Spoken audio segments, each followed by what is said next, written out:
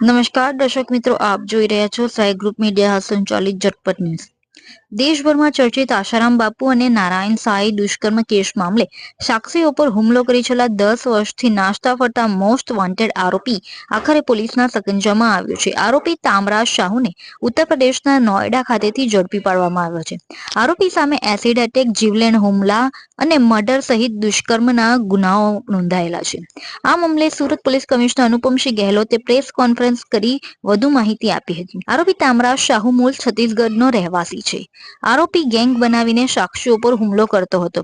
આરોપીની gang acid attack, ચપ્પુ વડે હુમલો કરતી હતી। મોસ્ટ વોન્ટેડ આરોપી તામરાજ ભોગ બનનારના ઘરની નજીક મકાન ભાડે રાખી રેકી કરતો હતો। ત્યારબાદ તક મળે ત્યારે એસિડ એટેક, ચપ્પુ વડે હુમલો અથવા ફાયરિંગ કરીને હુમલો કરી ફરાર થઈ જતો હતો।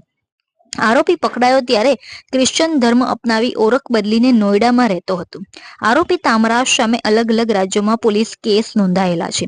આરોપી કુલ 9 ગંભીર પ્રકારના ગુનાઓમાં સંડોવાયેલો છે। આરોપી દ્વારા AK-47 પણ લેવાનો પ્રયાસ કરવામાં આવ્યો હતો। આરોપી તામરાજ અને તેના સાગરીતો આસારામ બાપુ વિરુદ્ધ જે કોઈ બોલે તેના પર હુમલો કરતા હતા। આરોપી તામરાજ કથા સમયે આસારામ સાથે જ રહેતો હતો અને તે આસારામની ખૂબ જ નજીકનો હતો। જો કે આસારામ બાપુની ધરપકડ બાદથી આરોપી તામરાજ પોલીસથી બચવા અલગ અલગ રાજ્યોમાં ધર્મ અને ઓળખ બદલીને નાસ્તો ફરતો હતો। આરોપી છેલ્લા 10 વર્ષથી મોસ્ટ વોન્ટેડ છે। તેના પર ₹50,000ના ઇનામની જાહેરાત પણ કરાઈ છે। પોલીસ કમિશનરે આ બાબતે જણાવ્યું કે આરોપીને આશ્રય આપનાર વિરુદ્ધ પણ કાર્યવાહી કરવામાં આવશે। આરોપીને રૂપિયા કોણ આપતું હતું તેની તપાસ પણ કરવામાં આવી રહી છે। આ ઉપરાંત આરોપી આસારામને કેટલા વખત મળવા ગયો તેની તપાસ કરવામાં આવશે। તો આવો જાણીએ આ બાબતે સુરત શહેર પોલીસ કમિશનર અનુપમસિંહ ગહેલોત શું કહે છે।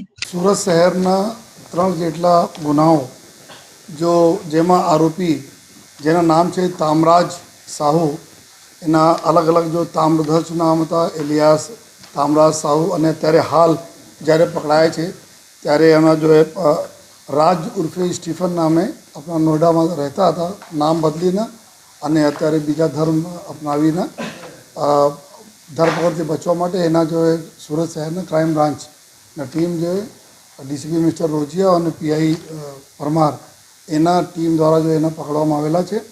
આ છેલ્લા લગભગ 6 માસથી આ ઓપરેશન ચાલતા હતા અને પૂરી ટીમો જો સમગ્ર કામ કરતી હતી। એના સુરત શહેરના 2 307ના ગુનામાં વોન્ટેડ હતા અને 1 324ના ગુનામાં વોન્ટેડ હતા। અને એના સંપૂર્ણ વિગત એવું છે કે આસારામ અને એના પુત્ર નારાયણ સાંઈ દ્વારા જો એના વિરુદ્ધમાં ગુનાઓ દાખલ થયેલા હતા, રેપ અને અન્ય ગુનાઓમાં।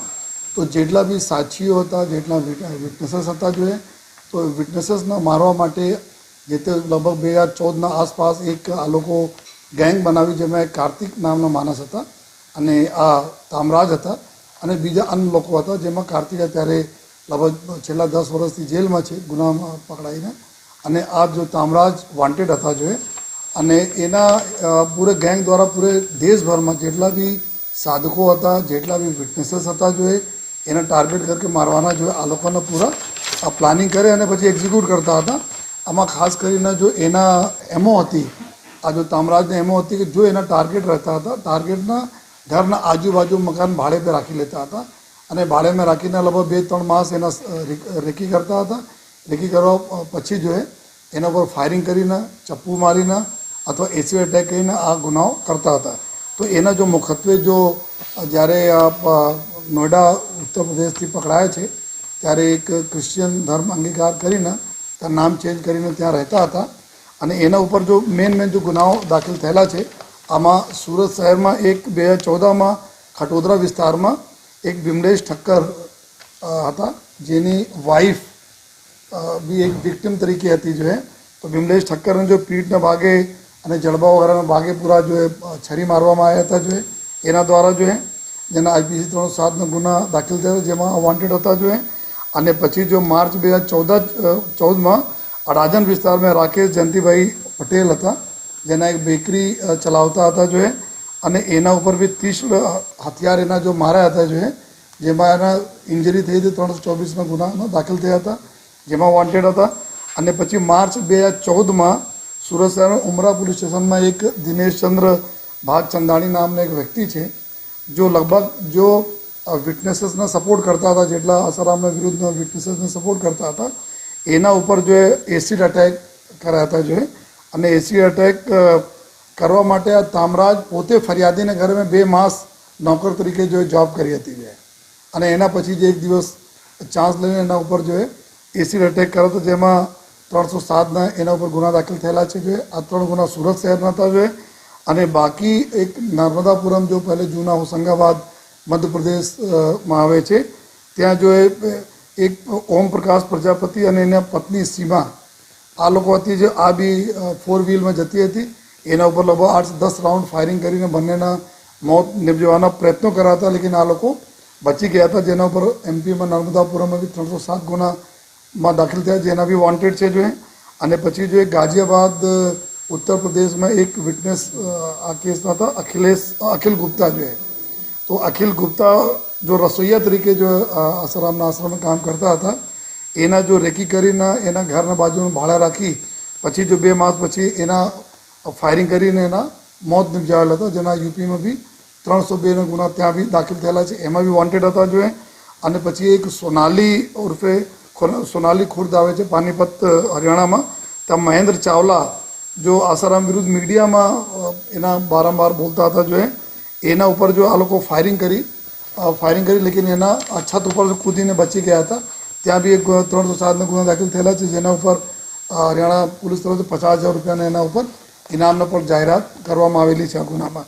ફિર એના પછી એક વખત છત્તીસગઢમાં જો બેંક રોબરી બેંક ઓફ બરોડામાં કરી હતી પોલીસ જગ્યા ઉપર જઈને એના ધરપકડ કરી અને પોલીસના આંખો પૂરા મરચાં નાખીને ત્યાંથી બી ભાગી ગયા જોઈએ અને એના સાથોસાથે બુલધાણા મહારાષ્ટ્રમાં એક 2 ડેડ બોડી ત્યાં મળી હતી જે કિશન ચૌધરી ઉર્ફે નિર્ભય અને ભાનુ જો એને જ સાથીદારો હતા જોઈએ આ લોકો પ્લાનિંગ કરતા હતા ત્યાં કોઈ જો આસારામ વિરુદ્ધના જો કુછ અમુક એના સાધકો હતા જો ત્યાં ભજન કીર્તન કરીને મોટી કમાઈ કરતા હતા આ આશયથી આ લોકો કે આ લોકો પૈસા વધારે કમાય છે તો પૂરા એના સ્ટેજ ઉડાવી દેવા જોઈએ એના માટે એક્સપ્લોઝિવ વગેરેના પ્લાનિંગ કરી તો એક આ ગુના હતા જેમાં 2 ડેડ બોડી એના સાથીને 2 ડેડ બોડી મળી હતી અને પછી મુંબઈ પોલીસ વગેરે કામ એના ઉપર કાર્યવાહી મહારાષ્ટ્ર પોલીસ કરતી હતી તો ત્યાંથી આ ભાગી આવ્યા હતા તો એના મેં બી એના સંડોડી છે કે કેમ એના માટે બી મહારાષ્ટ્ર પોલીસ એના શોધતી હતી તો એટલા અત્યારે જો 9 જેટલા ગુનાઓમાં સામેલ છે જોઈએ અને એકદમ હાર્ડ કોર આ ક્રિમિનલ જો કે એકદમ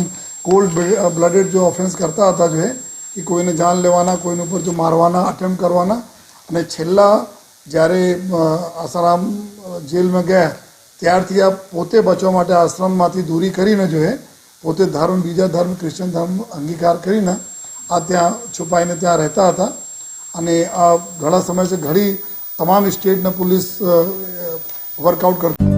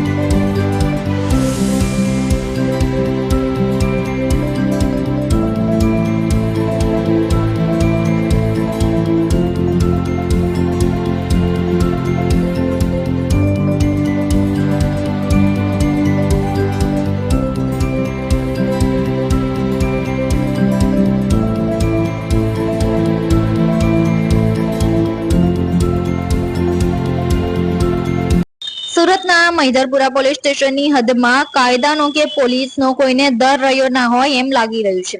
પોલીસનો દર રાખ્યા વિના બેફામ બનેલ લોકોએ એક દુકાનમાં તોડફોડ કરી હોવાની વાત સામે આવી છે.